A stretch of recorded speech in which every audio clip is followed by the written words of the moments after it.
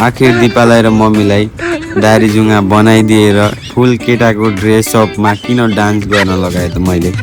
यो सब कुरा थाहा पाउनुको लागि भिडियो पुरा वाच गर्नु होला साथीहरू। भिडियोमा अन्तिमसम्म बनेर भिडियो मन पर्यो भने लाइक कमेन्ट सेयर गर्न नभुल्नु होला।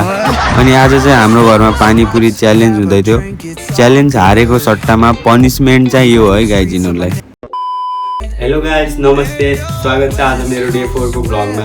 आज चाहिँ मेरो छुट्टी थियो गाइज होइन। आज चाहिँ रुममा केही एक्स्ट्रा गरौँ न त, केही फनी भिडियो बनाउन त, कि कन्टेन्ट युनिक कन्टेन्ट निकालौँ न त भनेर मैले चाहिँ आज हाम्रो घरमा पानीपुरी च्यालेन्ज गरिरहेको छु।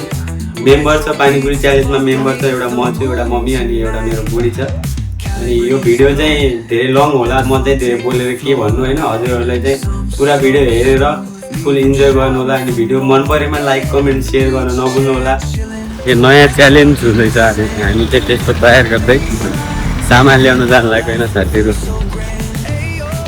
आजको दिन कस्तो हुन्छ पुरा भिडियोलाई इन्जोय गरेर भिडियोमा अन्तिमसम्म बनेर भिडियोलाई चाहिँ फुल साथ सपोर्ट दिनु भयो।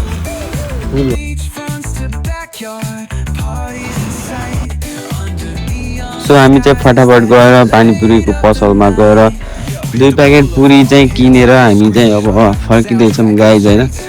अनि बाटोमा आउँदा चाहिँ के गर्ने, कस्तो तरिकाले भिडियो बनाउने त भनेर सोच विचार गर्दै आएको। अनि साथीहरू गर्मी पनि एकदम बेसी छ, मेरो हात खुट्टामा त घमाउरा आएर हैरान। अनि हामी फेरि मेडिकलमा गएर एउटा पाउडरको डब्बा किन्यौँ होइन। अनि त्यसपछि भाजी किन्न गयौँ, भाजीसाजी किनेर घरतिर फर्क्यौँ। अनि घरमा आएर चाहिँ हामी आफैले रेडी गर्नुपर्ने सबै चिज होइन। सबै चिज आफैले रेडी गरेर बनाएर सबै आफैले गर्नुपर्ने। त्यही भएर हामी चाहिँ घर फटाफट आयौँ। देन साथीहरू सबै सामान रेडी भइसक्यो, हामी चाहिँ रेडी भयौँ स्टार्ट गर्नको लागि च्यालेन्ज। अनि आज चाहिँ म एकदम खुसी थिएँ किनकि मैले च्यालेन्ज जितेँ। धन्न मैले हारेको भए मलाई पनि साडी लगाएर ठुङ्गा लाउनु पर्ने थियो। यिनीहरूको सोच चाहिँ मलाई साडी लगाउने रहेछ। जे होस् मैले चाहिँ फटाफट आँखा कान बुझेर भचाभच खाइदिएको होइन गाइज। यो 3 प्लेटमा चाहिँ पुरै होला नि, किनभने 30-35 वटा जति जो सबै खाएँ मैले। दिपाले पनि कम्पिटिसन गरौँ मलाई जितम गरेको थियो, तर मैले चाहिँ जितेँ। त्यसपछि मैले चाहिँ यिनीहरूलाई पनिसमेन्ट मैले पनि पहिल्यै सोचेर राखेको थिएँ।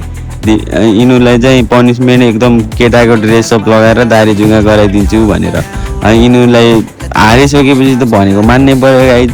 अनि त्यस्तो नाइ भन्दा पनि कहाँ मिल्छ र होइन। जे होस् चुपचाप लागेर एकदम केटाको ड्रेसअप लगाएर यिनीहरूले पनि ठुङ्गा लगाइहाले।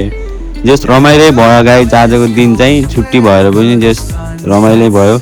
धेरै दिनपछि छुट्टी थियो मेरो। अनि आज चाहिँ केही नयाँ कन्टेन्टको खोजीमा चाहिँ यस्तो भयो गाइज आजको दिन। हजुरहरूलाई कस्तो लाग्यो कमेन्ट सेक्सनमा भन्न नभुल्नु होला। के हजुरहरू पनि यस्तै गर्नुहुन्छ त, आफ्नो फ्यामिलीसँग यस्तै रमाइलो गर्नुहुन्छ त, त्यो पनि कमेन्टमा भन्न नभुल्नु होला। आजलाई चाहिँ यति गाइज, भेटौँला डे 5 को नेक्स्ट भ्लगमा। तबसम्मको लागि बाई बाई, टाटा, माया छ सबैलाई।